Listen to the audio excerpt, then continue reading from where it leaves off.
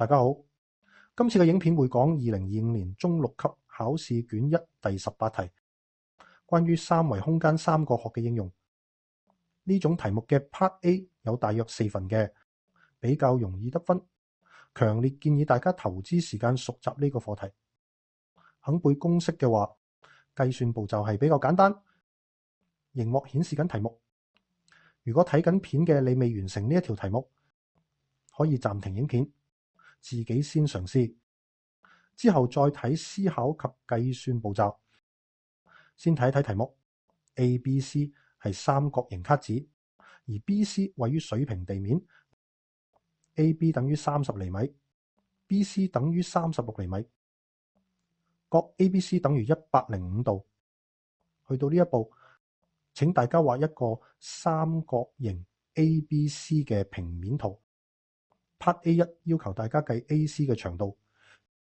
題目提供 AB 及 BC 嘅長度及角 B 係呢兩條邊嘅夾角，所以可以應用餘弦公式，寫出公式得1分，得到 AC 長度係52.5厘米，答案得1分。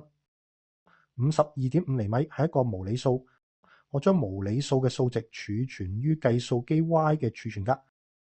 如果同學係繼續以52.5作計算，會將誤差一直累積，到 Part B 時數值偏差會變大，係為而失分。Part A2 要求大家計角 ACB 嘅角度，角105度嘅對邊係52.5厘米，而角 ACB 嘅對邊係30厘米。因為有一對嘅對邊及對角，所以用正弦公式可以求得角 ACB 等於33.5度。我將數值儲存於 X 嘅儲存格，正弦公式得1分，答案33.5度得1分。之後講 Part B， 唔少學生都會覺得呢部分比較困難啦。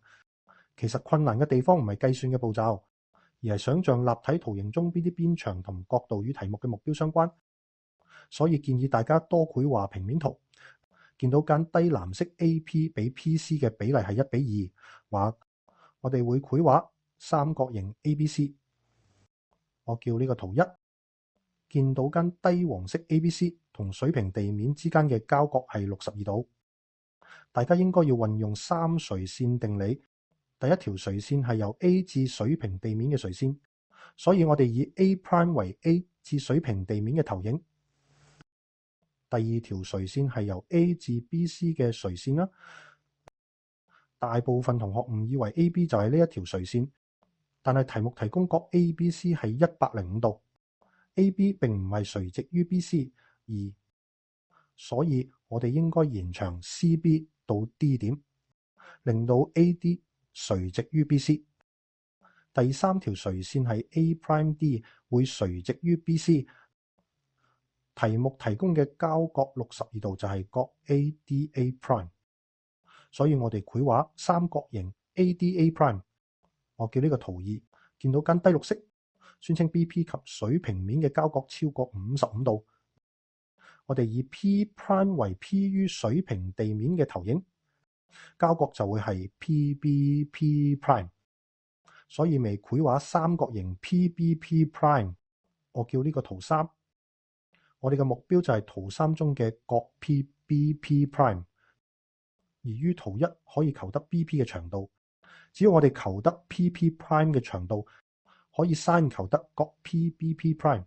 要求 PP' 嘅長度，我哋需要繪畫三角形 ACA'。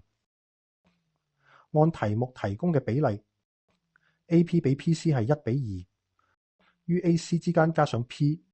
同時於 A'C 之間加上 P'， 我叫呢個圖4。三角形 ACA' 及三角形 PCP' 係相似三角形，當中 AC 比 PC 嘅長度比係3:2，所以 AA' 比 PP' 嘅長度比都係3:2嘅。而我哋可以於圖2求得 AA' 嘅長度，所以亦會得到 PP' 嘅長度。有 BP 長度同埋 PP' 長度，sin 角 PBP' 等於 BP 分之 PP'。最後求得角 PBP' 係56點幾度大於55度，同意該宣稱。